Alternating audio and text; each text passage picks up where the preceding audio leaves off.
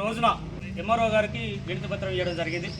ఎందుకంటే భారతీయ జనతా పార్టీ నాయకుల మీద, కార్యకర్తల మీద, అదేవిధంగా హిందువుల మీద అనేకమైన దాడులు, దౌర్జన్యాలు జరుగుతున్న సందర్భంగా నిరసనగా ఈ రోజున వినతి పత్రం ఇచ్చినాం.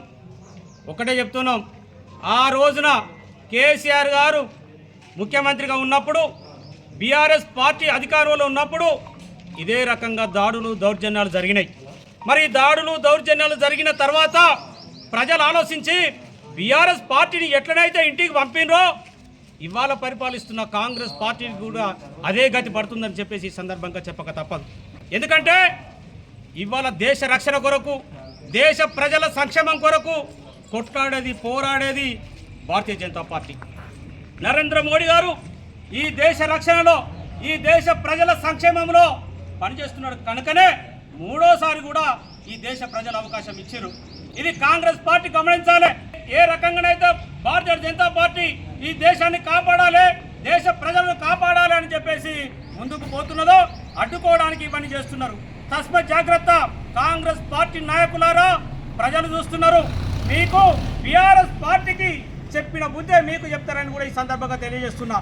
కానీ ఒక్కటి మాత్రం గుర్తుంచుకోండి, ఈ యొక్క భారతదేశంలో ఎలాంటి సంఘటనలు జరిగినా, దుర్మార్గపు సంఘటనలు జరిగినా అందులో ఒక్క ముస్లిం ఉంటున్నాడు. అయ్యా ముస్లిం గారికి నేను ఒకటే విజ్ఞప్తి చేస్తున్న ఈ సందర్భంగా, ఏ పరిస్థితుల్లో అయినా కూడా మీ కొడుకులు ఏదైనా తప్పు చేస్తే తల్లిదండ్రులు దండించవలసిన అవసరం ఉంటుంది. మరి ఈ రకంగా ఎన్నో దాడులు జరుగుతున్నాయి, ఎన్నో అన్యాయాలు జరుగుతున్నాయి, ఎన్నో దౌర్జన్యాలు జరుగుతున్నాయి.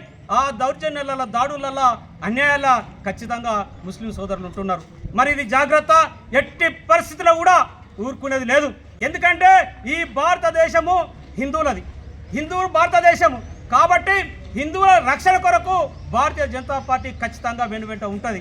ఇవాళ బాన్స్వాడ చూసుకున్నా, ఆ రోజున బైన్స చూసుకున్నా, ఎక్కడ కూడా దాడులు, దౌర్జన్యాలు విపరీతంగా పెరిగిపోతున్నాయి.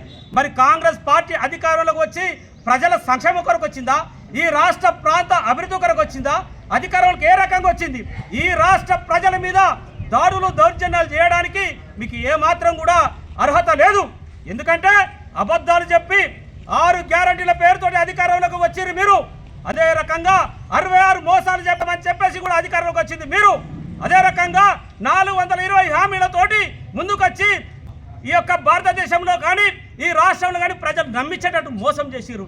ఎందుకంటే ఈ తెలంగాణ రాష్ట్రంలో ఉన్న భారతదేశ ఇతర రాష్ట్రాలలో ఉన్న తెలంగాణ వాళ్ళు కూడా అరే ఇన్ని మాటలు ఇచ్చారు కదా, కాంగ్రెస్ పార్టీ వాగ్దానాలు చేసింది కదా, నిలుపుతుంది అని చెప్పేసి ఆలోచనతోటి అక్కడి ఆ రాష్ట్రంలో ఉన్న ప్రజలు కూడా ఇక్కడ చెప్పి తెలంగాణ ప్రజలు ఓటేస్తే ఒక్క హామీ కూడా నెరవేర్చలేదు. ఎక్కడైతే భారతీయ జనతా పార్టీ ముందుకు పోతుందో ఈ దేశ ప్రజలు, రాష్ట్ర ప్రజలు భారతీయ జనతా పార్టీకి మద్దతు ఇస్తారో అనే అక్కస్తోటి, కుట్రతోటి ఈ యొక్క మీరు దాడులు, దౌర్జన్యాలు చేస్తున్నారు.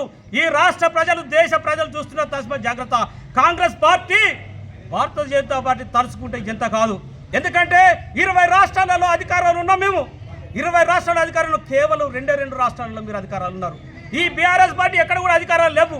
కానీ ఆ రోజు బీఆర్ఎస్ పార్టీ ఈ రకంగా దాడులు, దౌర్జన్యాలు చేసింది. చేస్తే తగిన బుద్ధి చెప్పిండ్రు ఈ దేశ ప్రజలు కానీ, రాష్ట్ర ప్రజలు కానీ.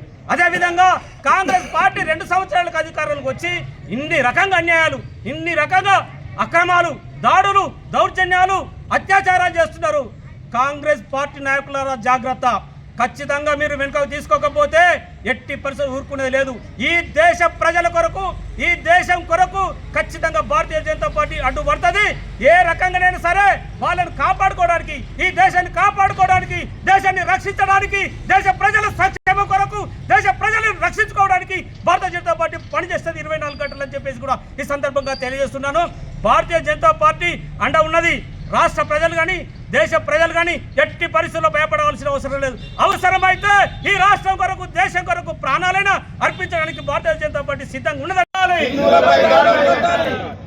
చేస్తున్న అక్రమ అరెస్టులను వెంటనే, బీజేపీ నాయకులపై చేస్తున్న అక్రమ అరెస్టులను వెంటనే బీజేపీ జిందాబాద్, బీజేపీ జిందాబాద్.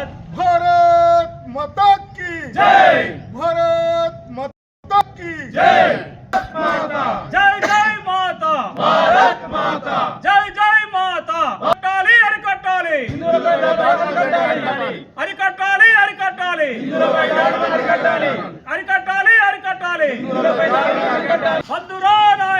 కాంగ్రెస్ పాలన అరికట్టాలి అరికట్టాలి అరికట్టాలి అరికట్టాలి జై బీజేపీ జై బీజేపీ జై బీజేపీ జై బీజేపీ జై బీజేపీ జిందాబాద్ జిందాబాద్ బీజేపీ జిందాబాద్ జిందాబాద్ జిందాబాద్ బీజేపీ జిందాబాద్ జిందాబాద్ జిందాబాద్ బీజేపీ జిందాబాద్